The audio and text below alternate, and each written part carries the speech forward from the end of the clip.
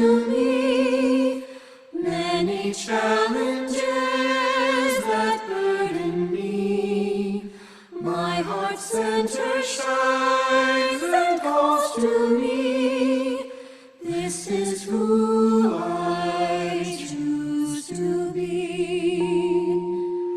Sometimes less. Welcome to the Vibrational Alchemy Podcast. This is Penny Fisher, and we are so glad you are joining us for this week's episode.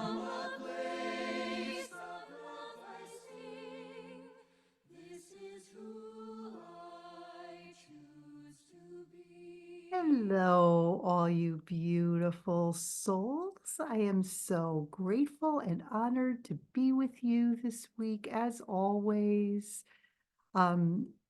We are in for an interesting conversation today about the whys in our lives.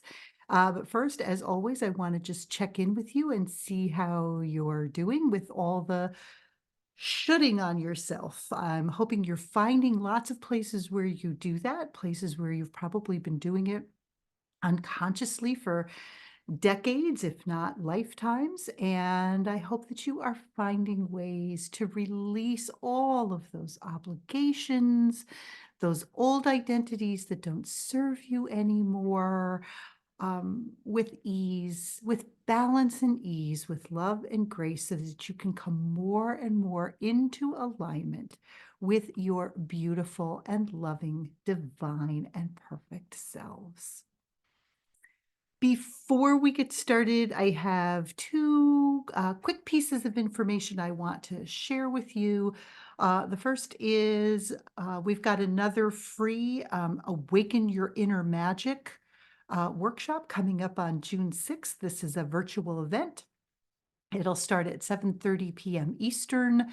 And we're going to be looking at ways that we can come more into alignment with deep and unconditional self-love so that we can walk through the challenges that life brings us with more ease, with more balance, and just kind of flow through the tough stuff. You can find more information about all of this and register on Eventbrite. And you can check out the info at our website, which is vibrationalalchemy.net. Okay. And I've had such an amazing response to this workshop and so many really beautiful conversations with folks who have taken the free workshop and want to go deeper. So inspired by all of you beautiful souls who have shown up and continue to show up, I am busy putting together a 6-week course. It'll be 6 sessions, 90 minutes each. Again, we'll start at 7:30 p.m. Eastern. If you cannot join us live, the recording will be available to you if you're registered for the workshop. Each session will start out with a little bit of information. We'll have some time to actually do some work, right? Try out some of the practices that I'll be sharing with you. And then there will be an actual healing session. And what that is, I won't know until we're actually in the work. So it will be very specific to each group in each session. And we'll carve out some time for Q&A, and or if you feel guided to share your experiences, that will be available at the end too. So our first cohort is launching on July 9th. If you're part of our email distribution list, that information should be going out shortly. If not, keep checking back on the website. Again, that's vibrationalalchemy.net, and the registration and information about the course will be up there for you. I'm super excited about this, and I hope that you at least check it out, and then if it feels in alignment for you, I'd love to have you join us. All right, so on to this week's topic. What's your why? So, as I've mentioned many times before, I have the incredible gift of being part of a group We walk together every morning, virtually. We're on Zoom. It's a small group of 6 of us, and we're literally in every time zone, across the United States. And these conversations are deep and powerful. And earlier this week, we had a conversation about what motivates us, which led us into the deeper conversation of what's your why? And I keep rolling it around in my head. And when that happens, I know I meant to share this with you. So I thought maybe we'd start by defining what we mean by this idea of our why. And I'm air quoting here. And I think we can look at our why through two different lenses. The first one is what I think you'll find if you Google it out online, right? Here, you're going to find literature, you're going to find podcasts, you're going to find YouTube videos about discovering your why, your deeper purpose. And this perspective talks about the motivation and the purpose that kind of anchors us into our day-to-day lives, right? It helps us um, find a fulfilling career. It motivates us when the going gets tough. It gives us that sense of purpose. And when we think about our why through this particular perspective, we're very often talking about things like finding love, experiencing success, leaving a legacy, finding a meaningful relationship, being independent, feeling secure, finding joy, being in service, right? These are the kinds of things that usually are associated with our why from this first perspective. And I want to stay with this first perspective for a minute because I want to uncover a little bit some possibilities about where we get those whys, right? I think we get them from a couple of different places.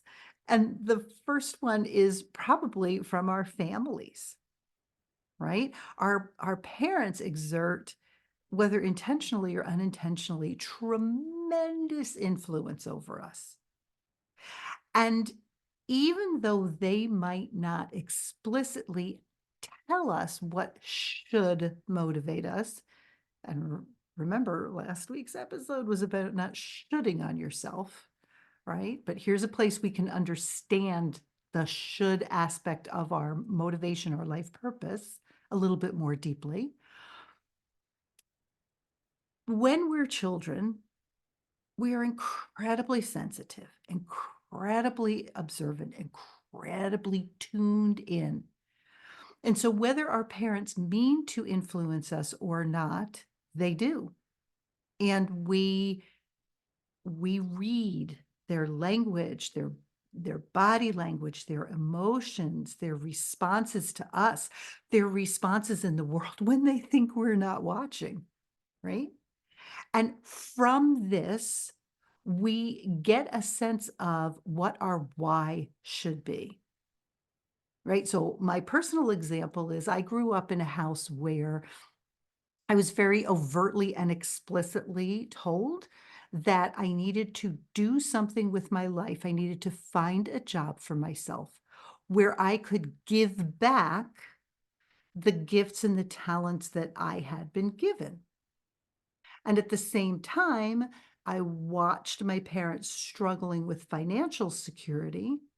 And so that was the implicit message, right? Find a job, a career that would give me that financial security that was steady, that had a reliable income.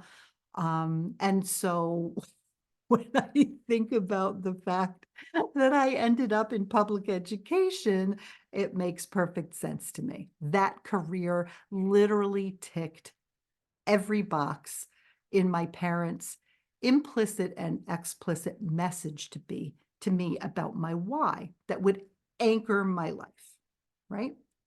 We can also get our whys from experiences throughout our lives. maybe early on or as a young adult or even into your adulthood, you experienced the incredible, beautiful high that comes from helping someone through a difficult situation. Maybe you experienced travel, or you know someone who travels a lot and you love the energy that comes off of them because they're always traveling and experiencing new things.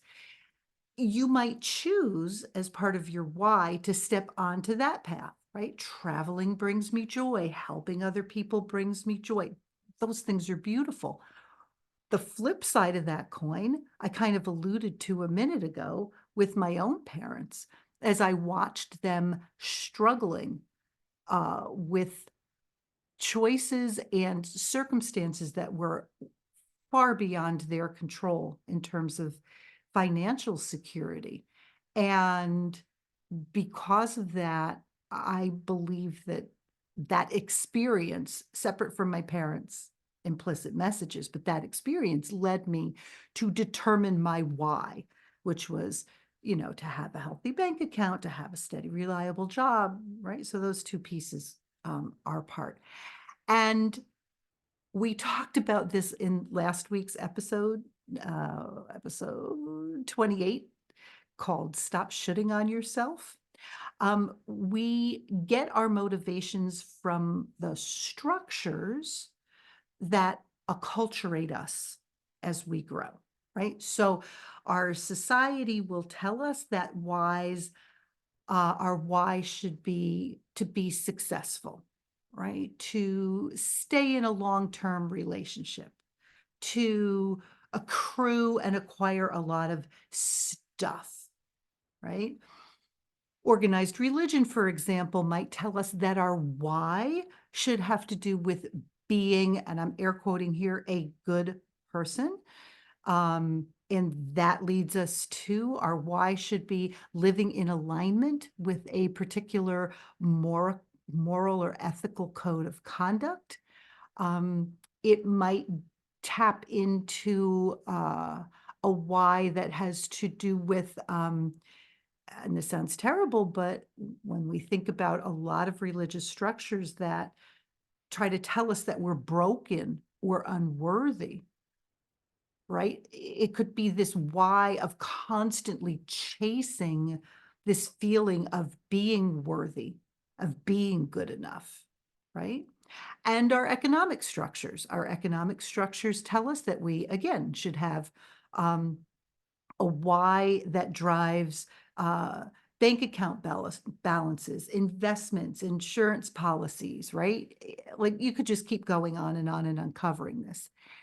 And I think it's important to pay attention to those, um, the generators of our whys, because at some point in our lives, we are going to discover that those whys don't suit us anymore. And especially if you are listening to this podcast, you have stepped onto a very different kind of path. You're exploring reality through a very different lens, this lens of the spiritual journey, of awakening, of the ascension spiral, of the path to enlightenment, however you want to describe it. And the things that we were taught should inform or generate or drive our whys might not fit us anymore. We might be looking for a much deeper sense of why. And this is the second perspective that I talked about, right? Where we start to question the initial whys that we chose. We discover that those whys belong to somebody else. And there's no judgment here. They've probably served us very well. I mean, I can speak for myself. I went into a career in public education. Full disclosure, there were days I didn't feel like working, but I never didn't love my job. I loved I loved every minute of it, and especially the last decade in the career. I couldn't have asked for anything more fulfilling. But it wasn't enough because I was starting to dig down deeper into my whys.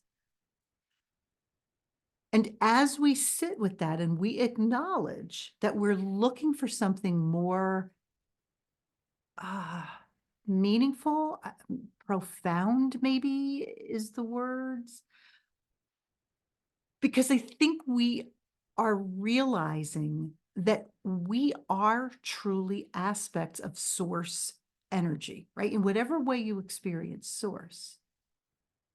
And that's so much bigger than having money in the bank, than having a closet filled with beautiful clothes.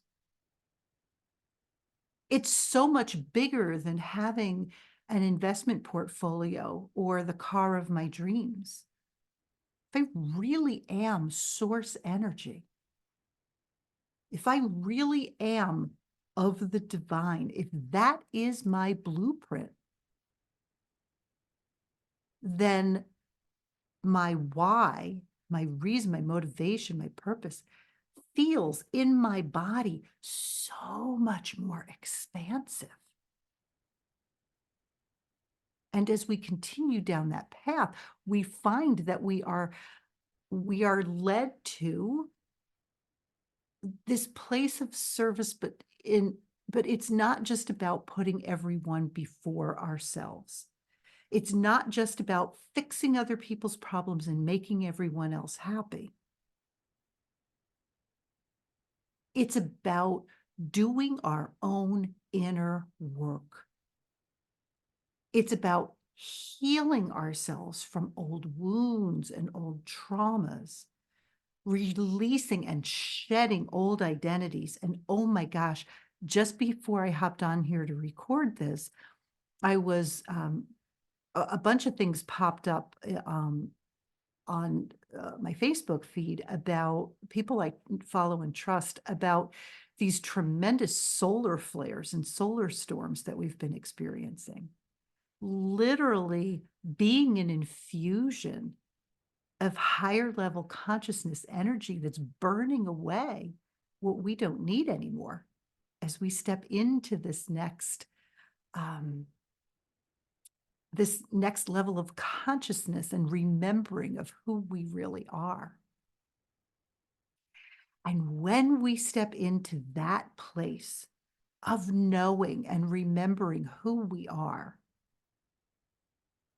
our hearts open with such profound love for God, source, creator, creatrix, the all that is.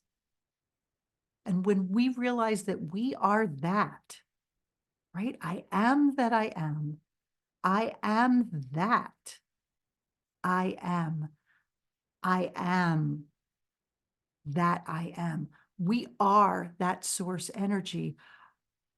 Our hearts need to open with that much love for ourselves. And when we do this, we're literally tapping into the quantum field. We're tapping into the reality in which there is no duality.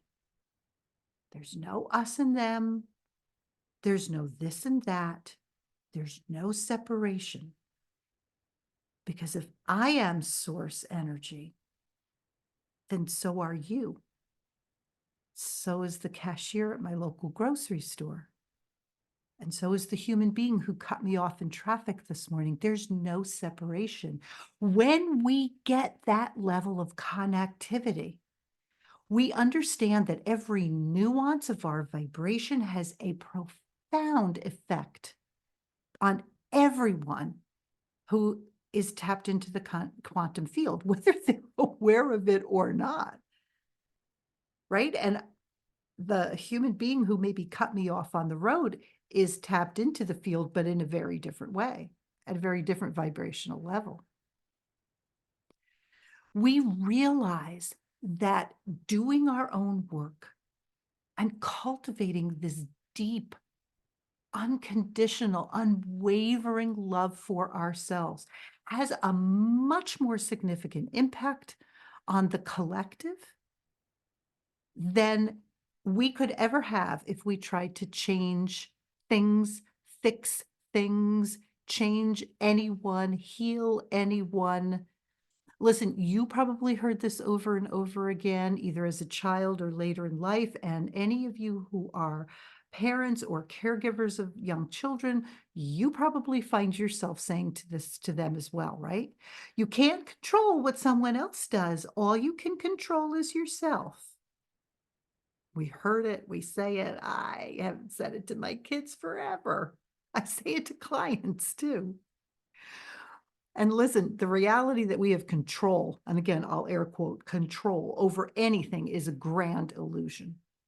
But we do have the capacity, the power to be reflective, to notice and note our behaviors, to ask why we're behaving in a particular way, to use the challenges, the stuff that flows downhill to us as a signpost, as a teacher, to put us on the path back into our hearts so that we can step into this deeper and fuller version of our why as we evolve or actually remember our way back into the light. And so I'd like to offer each one of you beautiful souls the possibility of evolving your why. What if, and I'm just throwing this out there, what if your why is simply to be love? That's all. Just to be love. You don't have to do anything. You don't have to heal anyone. You don't have to go to protests and rallies. You just have to be love. My walk and talk group shared, we all shared out at one point what our whys were. And I want to share a couple of them with you because they are just beautiful versions of this idea of just being love in the world. So one of my beautiful souls said to us, my why is to be happy. It sounds so simple, but think about it. That human being is going to put herself first. She's going to make sure that she's in alignment with joy and love. She's going to love herself so she can be happy. Another friend said, my why is to take care of myself first so that I can help just one other person every day. She says, if I've done that, I have accomplished my why. Again, she's putting herself first. She's just being love, but she's being love to herself first. And then this one took my breath away. This friend said, my why is to show up in the fullness of my authentic self in every moment of every day. No masks, right? No, no old identities, just who she is, pure love and pure light. This field of pure consciousness through which love can flow without obstruction. I thought that was spectacular. And I was reading, there's a book that I dip into frequently. It's called The Way of Mastery. And from this third section of this book, I was actually just reading. I want to just share a little bit of this with you. We're told this: reality is love. And you are reality's decision to manifest itself in form for no other reason than to extend its own nature. The happiness of the soul depends on its decision to extend only that which is loving.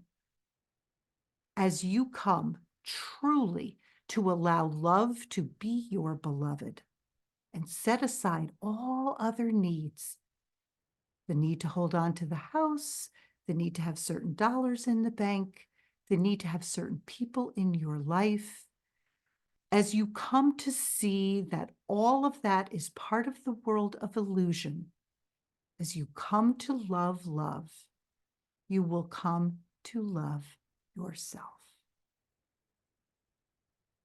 And when we get to that place, my darlings, that is when the full shift happens. Because you realize that the only why that matters is to love yourself always and in all ways. Because you are love. And when you are fully connected to the reality of who you are, when you vibrate at the rate of love, you send those waves out into the world. You can't help but be love. When you love yourself completely and unconditionally, even the parts that maybe don't seem to be too lovable at first, when you can love even those parts, then you can't help it. You can't help but being love in all you say and all you do and all you think and all you feel. And as that vibration enters the quantum field and rolls out in waves, it invites all the other beings who are part of that field to match that vibration, to entrain with it. And look, some of them will, some of them won't. We can't control that. It's not our job. All we can do, and we talked about this in a much earlier episode, all we can do is create that container of compassion, fill it with love, and invite anyone or everyone else in. All we can do is be a beacon of hope, be the embodiment of illumination, be the embodiment of love as a spiritual teacher. And that, my darlings, is a whole different level of why. It allows us to stay powerfully present in each moment because there's nothing to reach for. There's nothing to grab for. There's nothing to wish for. There's nothing to work toward. We don't have to be afraid. We don't have to grieve. We don't have to experience fear. And when fear dissolves, all that's left is love. And when we hit that place, the gratitude that we feel as we drop into the sacred heart chamber is overwhelming. I said to somebody the other day, I feel like my heart is going to explode with gratitude. Right? It's the old animated cartoon of how the Grinch stole Christmas, right? When his heart grew 10 sizes that day. We feel like that because we get that there is nothing else. And we sit in that sacred heart chamber and we open the portal and we invite the flow of the cosmic matrix, which is pure unconditional love, to flow into our hearts, to fill us, to infuse us, to just saturate every particle, every atom of our being. And we experience love even more deeply. We allow the love of the cosmic matrix, which flows from the cosmic heart, to transform and transmute any place where we are holding the vibration of fear. And fear can look like anger or grief or confusion or judgment, because those emotions are not who you are. And we allow them to be released, and we allow that space to be filled with love and light. And little by little, bit by bit, the more you do this, the lighter you're going to feel. The easier it's going to be to flow through the challenging and difficult times. Because you'll notice when you get triggered, and you'll know that that trigger is just leading you back to your heart. It's leading you back to the remembrance of who you are, which is love, which is light, which is divine, beautiful, innate perfection. And that, my darlings, is how Source sees you. And it is my deep and profound wish that you would see yourselves that way, because it's who you are.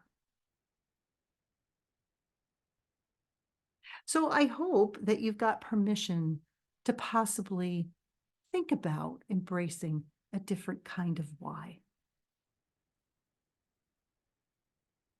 I am, as always, so grateful to each of you for being here with me this week. I am Penny Starhart. This has been the Vibrational Alchemy Podcast. And until we are together again, please remember that you are loved and you are love. And I love you. This is who I choose to be. This is who